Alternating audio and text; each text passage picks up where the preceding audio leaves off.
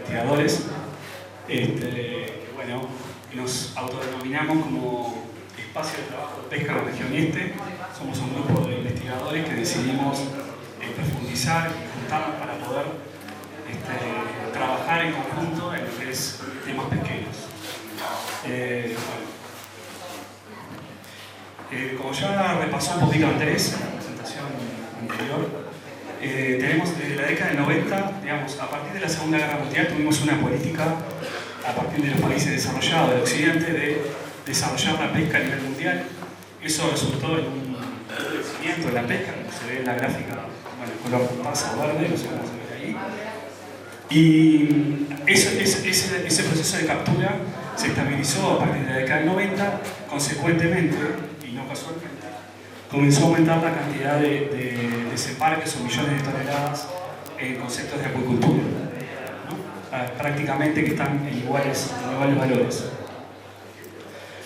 Ese crecimiento a partir de la Segunda Guerra Mundial se ve desde el punto de vista espacial, como ven, empezó a crecer. Ven los colores, el rojo es la intensidad de la actividad pesquera o de los desembarques. Como se puede ver, al principio no había un gran desarrollo de la pesca en las zonas costeras. Cuando lo volvamos hoy tenemos todas las zonas costeras del mundo en rojo y a su vez, al menos donde antes estaba en blanco, ahora tenemos otros colores. Significa que hemos aumentado espacialmente nuestra cobertura, que también Andrés mostró un poco de lo que se hace con las flotas chinas, españolas, taiwanesas en aguas internacionales. Bueno, ese desarrollo tuvo algunas consecuencias, y las consecuencias más importantes es, acá hay se llama número de stocks a las poblaciones que son explotadas, por la duda. En el eje se muestra el porcentaje. Como pueden ver, en la década del 50 prácticamente todas las pesquerías estaban sin desarrollo o apenas desarrolladas, que son la verde y azul. Cuando llegamos a la actualidad tenemos más del 25% de pesquerías colapsadas y entre sobreexplotadas y plenamente explotadas, donde no podemos poner un barco más a nivel mundial, llegamos a prácticamente el 99%. ¿Sí? Esta situación nos pone en una situación de crisis global, digamos. Cada país tiene su particularidad, pero es necesario poner atención a esto que está pasando. ¿Cuáles son las causas? Una causa puede ser la demanda a nivel mundial, que ocurrió a partir de 1950, a partir de los mercados globalizados. Obviamente que a partir de la Segunda Guerra Mundial, se utilizó los avances tecnológicos de la guerra en embarcaciones para mejorar las embarcaciones, aumentó la tecnología pesquera, que es una manera indirecta de aumentar el esfuerzo pesquero a nivel mundial, mejoraron los ecosondas, se descubrió el plástico, en lugar de las redes, en lugar de hacer de hilo, empezaron a hacer de plástico, mucho más baratas, y eso de alguna manera nos permitió desarrollar, nos permitió explicar en parte ese crecimiento exponencial a nivel mundial. Obviamente que los subsidios tienen su parte. Prácticamente cualquier plan pesquero a nivel mundial, o por lo menos lo que conozco en América Latina, requirió un subsidio de combustible, por lo menos, del desarrollo de la pesca industrial. Y hoy dos temas relacionados, que son la mala gobernanza pesquera. La gobernanza no es solo el gobierno, sino es la gobernabilidad más el gobierno, es decir, el Estado y la sociedad en conjunto,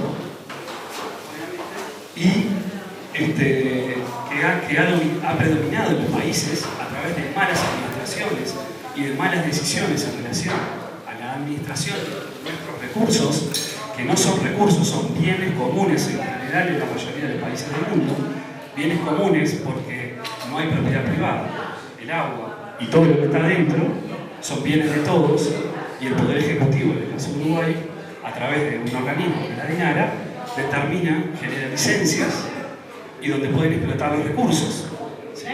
Pero la DINARA nos protege a todos de la explotación de los recursos. Esa mala gobernanza ha determinado en parte también ser parte de la crisis global. Y obviamente que vinculado a esto, esta poca inversión, la poca inversión en investigación, Eso también ha sido parte de todo este marco, de toda esta crisis, digamos, ¿no? En un momento se pensaba que los recursos del mar eran infinitos, lo dijeron investigadores, ¿no? No es que solamente lo dijo políticos, lo dijeron investigadores, que el mar era infinito, que nada de lo que hagamos iba a representar una amenaza al mar. Eso no fue así y lo pagamos el día de hoy. Eso tuvo sus consecuencias. Obviamente que todo esto está asociado principalmente a la pesca industrial. El impacto que ha tenido la pesca industrial en estos problemas ha sido central. Bueno, ¿y qué pasa en Uruguay a todo esto? Bueno, lo que pasó en Uruguay es que, tanto como la universidad, como la política de puertos y otras políticas que ha desarrollado el Uruguay en su historia, la pesca es una política de Estado. Política de Estado porque tenemos una gran historia. A partir de, tenemos barcos desde 1900, veleros que pescaban, luego se incluyeron ya en 1905, en la época de Sarabia, ya teníamos barcos arrastrando y teníamos conflictos con Argentina por los barcos de arrastre. ¿Ah? Desde 1911 tenemos una institucionalidad política administrativa. Formamos un instituto de pesca, luego pasamos al SODIP, luego pasamos una etapa de INAPE e ISPE y hoy por hoy es la Dirección Nacional de Recursos Acuáticos. Pero pasamos desde el Ministerio de Defensa al Ministerio de Ganadería, Agricultura y Pesca. Pero tenemos una gran historia en la pesca. Obviamente que un hito muy importante es el Tratado Binacional del Río de la Plata y el Frente Marítimo, porque eso nos permitió organizar el espacio, ahí se ve el mapa más o menos, no sé si se ven los colores, a eso me refería, pero organizamos los espacios con Argentina de cómo pescar y cómo generar nuestras actividades en la parte del Río de la Plata y el Frente Marítimo. Con esto terminó la creencia argentina de que nuestras costas terminaban en la playa, por ejemplo, para Perón. Lo que digo es que la pesca fue parte de una lucha de la soberanía nacional en nuestras aguas. No es solo una actividad económica, en un momento fue emblemática y creo que está en la nueva ley de pesca, lo dejaron así escrito. ¿Sí? Otro hito importante, a los 2 años de eso, no en democracia, sino en dictadura, se generó el Plan de Desarrollo Pesquero, obviamente un plan de desarrollo con vocación industrial, donde el Estado era el organizador de la actividad privada, promotor y organizador de la actividad privada, y se basó en, hay más medidas, pero 4 o 5 que voy a resaltar, que son los créditos blandos financiados hasta el 95% de la inversión, unos 50 millones de dólares por todo el Plan de Desarrollo Pesquero, ¿sí? Reintegro de exportaciones, subsidio al combustible, igual que en el resto del mundo. Estado aseguró rentabilidad inicial con abaratamiento de la fuerza de trabajo, ¿sí? Luego que los hombres hicieron sus contratos laborales y apareció el SUTMA, en las plantas pesqueras se contrataron mujeres de forma porque tenían, cobraban menos por su trabajo, así que se suplantó, se siguió en ese proceso de abaratamiento de la fuerza de trabajo, y también se colaboró con el desguace de medios productivos pesqueros del Estado que fueron transferidos a la parte privada.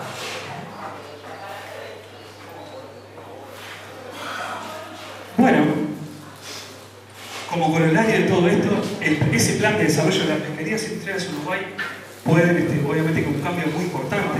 Tuvimos desde hasta 1974 nuestras capturas eran muy bajas. A partir de este plan hubo un crecimiento exponencial de los 2 recursos más importantes donde fue organizado este plan, que es la corvina y la merluza, inicialmente. Ese plan generó este pico que tenemos acá arriba, ¿sí? Y eso generó en ese periodo los mayores valores de PBI en la historia de la pesca a nivel nacional. Luego hubo una segunda fase, ¿sí? Una tercera fase que se llamó de estabilización y diversificación, donde se estabilizó lo que es la corvina y la merluza y empezó a diversificarse, a buscar alternativas. En ese momento momento en INAPE, ¿sí? Empezó a buscar alternativas y ahí Puerto de la Paloma fue central porque ahí entraron algunos recursos que capaz que a veces se ignoran, que son almejas, caracoles, calamares, la pesca del atún, del tiburón. Todo eso, gran parte de esa pesquería se desarrollaron en Puerto de la Paloma y fue parte de ese proceso que terminaron por problemas de regulación pesquera y por problemas de mercado, terminaron sucumbieron o terminaron dejando de pescar. Finalmente entramos en la parte 4, que Andrés hizo un resumen respecto a la merluza, que es la fase de declinación y contracción del mercado. Problemas de plantas, problemas de mercado con los mercados europeos, terminaron por restringirnos la capacidad de venta de la merluza. La corvina no tiene un mercado constante, el mercado secundario desde el punto de vista de precios, pero la merluza tenía como los mercados europeos. Eso lo perdimos por problemas de planta, por problemas de mercado, pero también por problemas de sobrepesca.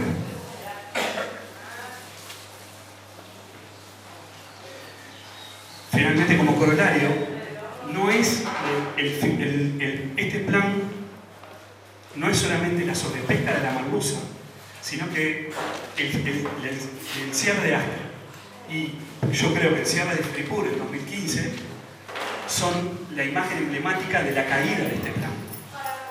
¿Sí? Este plan cayó y hoy no tenemos plan. Esa es la situación, digamos, de acá a 50 años. Estoy hablando de un plan que trasciende los partidos políticos, que trasciende el gobierno de 5 años. Necesitamos otra visión.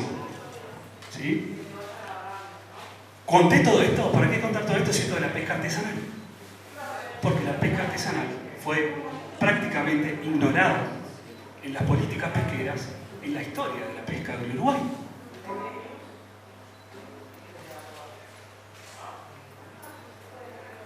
Hay algunos. Bueno, hoy por hoy la definición de pesca artesanal se refiere únicamente a el tamaño de la embarcación. Hay algunas definiciones sobre la parte comercial, pero lo que restringe la pesca artesanal industrial es el tamaño de la embarcación y está vinculado también las artes de pesca que se puede utilizar. Al día de hoy existen unos 60 puertos artesanales en el país y en el año 97, que fue uno de los periodos donde se generó algo sobre la pesca artesanal, que se establecieron esos 60 puertos, se organizaron en 12 zonas de pesca, 3 subzonas de pesca, y eso determinó, fue la primera medida administrativa importante desde el punto de vista de algo cambiado. Y nos tuvimos que ir después hasta 2005 con la nueva ley de pesca y la creación de los consejos de pesca, y a través de las primeras medidas de subsidio del combustible a través de las empresas monotributo, como otra medida donde políticamente se le empezó a dar un poquito de trascendencia a la pesca artesanal. Bueno, tomando algunos datos que van del 2000 para adelante, lo que podemos ver pensando en la evolución de las capturas, a partir del año 2008 tuvimos un crecimiento de los desembarques, no tanto así del esfuerzo, es decir, hay una estabilidad en el número de embarcaciones, pero sí empezó a aumentar los desembarques hasta llegar al 2019, donde estamos en un periodo de estable, donde no aumentan las capturas, pero sí reconocer un proceso de crecimiento de los desembarques muy importante. Un tema importante: el 90% de las especies que tenemos acá en Uruguay, incluyendo la pesca artesanal, se comparten con Argentina y con Brasil. Así que lo que definimos nosotros no es definitivo, porque en el sentido de que compartimos los peces que andan por acá en la vuelta, comparten el espacio con Argentina y con Brasil, lo cual eso dificulta nuestra gestión. Esto estoy hablando por eso tenemos la Comisión de Salto Grande, la Comisión de Frente Marítimo, la Comisión de la Laguna Merina. En esas comisiones se dirimen los partidos de la pesca o las divisiones de la pesca entre los países, lo cual eso nos agrega una dificultad institucional. En la pesca artesanal se desembarcan casi 50 especies de peces solamente, 2 de bivalvos, 2 de camarones, pero también de una manera más local y sin tanta regulación, también las algas. constituyen el 20% de las capturas totales a nivel nacional, 20, 21, 18, va cambiando año a año, pero no se mueve mucho de ahí. Hoy constituyen unas 14.000 toneladas y compuesto por unas 661 embarcaciones, dependiendo un poco de cómo le ha ido en las regulaciones que mencionó Dinara, que está haciendo Dinara ahora en respecto a las regulaciones de las embarcaciones, ahora en este periodo de gobierno. Y una cosa que tenemos que tener en cuenta: el 54% de los embarques están compuestos por dos especies, que son el sábalo y la corvina. La corvina fue por muchos años la pesquería artesanal más importante en el término de desembarco, pero en los últimos años el sábalo se posicionó de manera entre primero y segundo en muchos años. Así que una cosa importante es que las pesquerías artesanales no podemos hablar de pesca artesanal, porque hay muchísimas pesquerías y cada una con sus particularidades. Una cosa que podemos ver es que cuando analizamos la distribución de los tamaños de flotas, estos son los tamaños de la eslora de los barcos en las diferentes zonas, vemos que tenemos dentro de la categoría de ISRB dos tipos de embarcaciones claramente distintas. Acá hay un ejemplo de la zona A, que es en el norte del río Uruguay, y tenemos una embarcación típica del puerto de La Paloma, ¿sí? Que puede llegar a los 10 metros de largo. Entonces, a los 10 metros de eslora, perdón. Entonces, esto es importante porque en la rendición de cuentas, no sé si capaz que no lo escuché a Jaime que lo comentó, pero hay una posibilidad de cambio de la eslora a 13,80, como más, ¿es así? ¿Ese valor? A 13,80, como pueden ver, la zona L no pasa de los 12 metros. Acá hay que ver cuál va a ser el impacto en la pesca artesanal si no estamos hablando, no podemos hablar de cambiar la eslora sin ver otras consideraciones. Por ejemplo, si el tamaño de la eslora va a estar vinculado al tamaño de la bodega, vamos a estar incurriendo indirectamente en un aumento del esfuerzo de pesca. Y no queremos que nos pase lo mismo que la pesca industrial.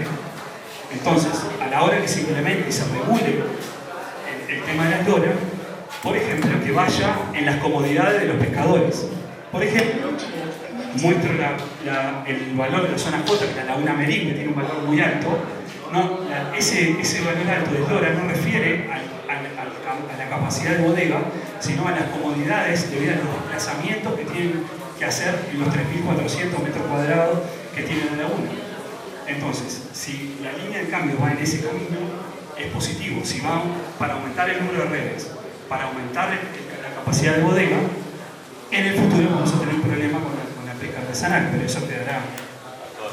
Algunas diferencias entre la pesca industrial que pueden ir dándose un panorama general de la pesca. La pesca artesanal está en todo el territorio, no así la pesca industrial. Hay unas diferencias en TRB impresionantes, estamos hablando de 10 TRB contra 1269 en algunos barcos de pesquería de Madusa.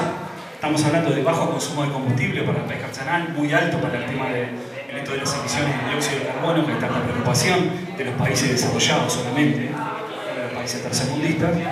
Y hay mayor número de embarcaciones. Perdimos prácticamente un 30-40% de embarcaciones industriales como por resultado de la sobrepesca de la merluza y también por otros mercados, también de otros recursos vinculados a mercados internacionales. Hay una baja mecanización. Se vende en el consumo interno, pero también para exportación. Esas cantidades de sábalo y de corvina no las consumimos nosotros. Se van para la parte industrial y se exportan. Obviamente que el 100% de la pesca industrial va a la exportación. Desde 1911 el modelo pesquero es para el mercado exportador, porque nosotros nunca tuvimos la capacidad de consumo. Tenemos una producción, el 20% como dije, y tenemos en términos generales una cantidad muy superior en tripulantes para la pesca artesanal respecto a la pesca industrial, al punto que genera el doble, 2 veces más empleo por tonelada por tonelada de pescado capturado que la pesca industrial. Estas características y estas diferencias entre una flota y otra son las que hicieron que estos mismos factores se puedan ampliar al mundo, a la pesca global. Estas mismas diferencias son las que hoy tenemos, son las causas por las cuales hoy tenemos el año de la pesca artesanal y bueno, también de la acuicultura. ¿Sí?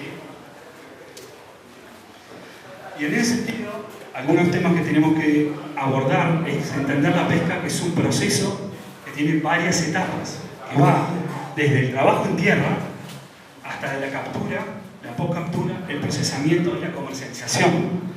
Y en esto de la política de género o de la inclusión de las mujeres, esto es muy importante, porque como todas las fiestas de la pesca y como toda nuestra cultura, vinculamos la pesca artesanal con la barca. Eso en parte es una causa de la invisibilización del trabajo que representa toda la cadena de pesca. Y en esa parte, no solamente que además tenemos los pescadores a tiempo parcial completo, sino que tenemos una estimación de 3.750, es una cifra casi aproximadamente, de trabajadores indirectos fileteros, donde aquí tanto las mujeres como las familias tienen un rol importante. Y obviamente hablar de pesca artesanal y hablar de pesca nos tenemos que vincular con algunos temas a resolver, que son la justicia social, el bienestar social y la seguridad alimentaria. No es solamente se terminó el tema de resolver la pesca en cuánto sacamos.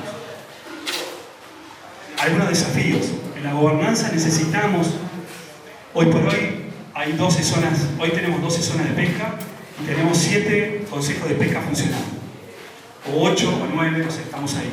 Necesitamos fortalecer los consejos de pesca existentes e instrumentar nuevos, los que están, de forma de incorporar a nivel nacional la participación de los pescadores artesanales en la toma de decisiones, pero también promoviendo indirectamente la organización colectiva de los mismos. Cuando hay problema con la pesca industrial, la Cámara de Armadores se junta con Jaime o con cualquier director y resuelve los problemas o llega la información de lo que está sucediendo con la pesca industrial. Con la pesca artesanal no puede haber 661 pescadores reunidos con el director. Tiene que haber algún instrumento de gobernanza que lleve esa información al director de alguna manera. Entonces necesitamos mejorar desde ese punto de vista, que bueno, obviamente que otro desafío muy importante, ¿no? Por suerte ya la DINAR hizo una presentación muy amplia de todo lo que hace, pero un desafío importante para la pesca artesanal en Uruguay es mejorar el sistema de control y vigilancia. Necesitamos fortalecer la presencia institucional en toda la zona de pesca, mejorar el cumplimiento de toda la DINAR ha generado a lo largo de la historia una innumerable cantidad de medidas de ordenamiento pesquero. Necesitamos generar reglas claras de convivencia entre los pescadores, ¿sí? En el cumplimiento de las reglas. El no cumplimiento genera conflicto entre los pescadores. Estoy hablando de cortamiento de redes, estoy hablando de poner redes de una manera a la otra, estoy hablando de seguridad, estamos hablando de que hay pescadores que llevan revólveres a bordo y tenemos que recuperar que esto es un trabajo y no es una cosa de vida o muerte. Estoy hablando de casos específicos, Colonia Wilson, conozco pescadores, ¿no? Colonia Wilson, Laguna Merín. Tenemos que terminar con eso y una de las maneras es mejorar, fortalecer la institucionalidad y el control en toda la zona de pesca. Y en este sentido, lo que ha ocurrido a partir del gobierno militar es un debilitamiento institucional donde todos los partidos políticos colaboraron de igual manera en desmantelar la institución. Eso es así y no hay otra manera de verlo. Si queremos hablar, resolvimos hacer una presentación para hablar de los temas centrales y esto ocurrió, podrá dejar de ocurrir ahora en el futuro, pero es algo de lo que tenemos que hablar. No nos podemos parar en el pasado, pero sí tenemos que mirar el futuro para que esto no nos ocurra más. También tenemos desafíos desde el punto de vista comercial. Berto, de estos autores del Centro Cooperativista Uruguayo, en el año 96, estableció algunos problemas de comercialización que tenía la pesca artesanal en general, junto a esos problemas que todavía son actuales, mencionados en el 96, lo actualicé con palabras más modernas, como, bueno, generar canales adecuados de comercialización y elaboración final para consumo directo, superación de la intermediación. Los intermediarios son necesarios, pero tienen que parar con el tema de quintuplicar el precio que se paga de la caja en los puertos artesanales. Hablo de esa intermediación. Hay que articular el sistema productivo comercial a través de grupos y redes entre los pescadores. tenemos que pescar menos y vender mejor. Tenemos que darle valor agregado. Y tenemos que trabajar en la inocuidad alimentaria. Mejorar, estoy hablando de la pesca artesanal, la pesca industrial ya lo desarrolló. ¿Cuáles son las condicionantes? Tenemos condicionantes, se importan 10.000 toneladas de productos pesqueros, 8.726 de pescado, 837 de moluscos y el resto de crustáceos, 564 toneladas. Y tenemos un bajo consumo promedio. En el mundo se consumen hoy 22 kilogramos por persona. Nosotros consumimos la mitad. Tenemos un problema cultural. No tenemos un problema cultural. Tenemos una característica cultural que nos afianzamos desde el punto de vista alimentario a través de la carne. ¿Tá? Y vivimos un poco de espaldas al mar. No quiero usar más esa palabra, pero que siempre se me viene a la mente. Y entonces, estos son algunos desafíos de esta área. Acá hay algunos ejemplos positivos. Puse estos dos, no como emblema de lo único que está bien, sino como algún ejemplo. Copesconán, en el Río Negro, y Almejas Palmares, que está acá en Rocha. Hay otros, tenemos a Palco. Ahora justo en Sara se acaba de hacer una revisión sobre todas las actividades comerciales o innovadoras en la pesca artesanal, así que hay que aprovechar ese camino. Otros desafíos, que ya lo mencionó Andrés también, Milesi, efectos del cambio y la variabilidad climática sobre las especies desembarcadas. Tenemos que prestar atención. No quiero ser... La ciencia no es una verdad absoluta y esto está ocurriendo en la zona del Uruguay. Hay un calentamiento puntual en nuestra zona, entonces, y nosotros dependemos de la confluencia de ambas corrientes. La pesquería del Atlántico sudoccidental, así como nos llaman el resto del mundo, no existe Uruguay, Argentina, la pesquería del Atlántico sudoccidental depende de la confluencia de estas corrientes para poder tener los volúmenes o estos planes que hemos desarrollado hasta ahora. ¿Cómo puede contribuir el CURE en todo este marco? Bueno, este espacio de trabajo de pesca en la región este está conformado por biólogos, antropólogos, veterinarios, gestores ambientales, economistas, sí, que hacemos diferentes tareas en la universidad, hacemos investigación, enseñanza, menciono algunos temas en los cuales hacemos las tres cosas: manejo costero, gestión de residuos marinos, contaminación, biología pesquera, taxonomía, identificación de especies, eso es taxonomía, trabajo en comunidades pesqueras, vulnerabilidad al cambio climático, oceanografía, abordajes integrales de la pesca. Además, no alcanza con solo saber cuánto hay que sacar, nos tenemos que preocupar por la generalidad del proceso y obviamente la inocuidad alimentaria. También somos responsables de la formación de recursos humanos, que lo estamos haciendo, generando gestores ambientales especialistas en pesca, y también tenemos un deber o trabajar también en la extensión, que puede ser cualquier vínculo con la sociedad, talleres con los niños, reuniones, todo lo que sea fuera de la universidad. Y esta parte aburrida la voy a dejar para que quede en la presentación general, por eso lo puse así, pero nosotros tenemos que continuar con las líneas de investigación que ya tenemos en temas pesqueros y contribuir a los análisis científicos de los desafíos planteados a la pesca y a la pesca artesanal, generar intercambios a través de los investigadores y también de pescadores regionalmente, teniendo en cuenta la distribución de nuestras especies, contribuir al trabajo en conjunto con instituciones en diferentes temas como ambiente, recursos tecnológicos, valoraciones socioeconómicas, análisis de situación actual y escenarios para el futuro de la pesca artesanal. La DINARA tiene funciones, yo les llamo, todos los años tiene que estimar 7-8 capturas totales permisibles anuales, generar vedas. Entonces hay un trabajo constante todo el tiempo de ir generando información, y a veces no alcanza para hacer un análisis histórico o ver una perspectiva general, ¿sí? Pero todo el tiempo, y yo creo que la universidad, o todos nosotros creemos, todos los docentes que me acompañan en la presentación y el director también, que necesitamos trabajar juntos, y eso es un deber ya como país y de punto de vista para otros, si quieren mencionar la patria también. Entonces, ¿cómo podemos ayudar nosotros? Nosotros como investigadores podemos dar una mano generando investigación de largo plazo y dándole soporte a ese trabajo diario que tiene que hacer la DINARA. Pero también podemos trabajar con otras instituciones que necesitamos. Si dijimos que es una genialidad la PECA, podemos aunar el esfuerzo con el MIDES, con prefectura, con otros esfuerzos y podemos hacer de nexo. Pero necesitamos trabajar juntos. Simplemente a modo de resumen, lo dejo. Y bueno, quedan algunos temas planteados. La intención fue plantear un montón de temas que podamos discutir después. Así que muchas gracias.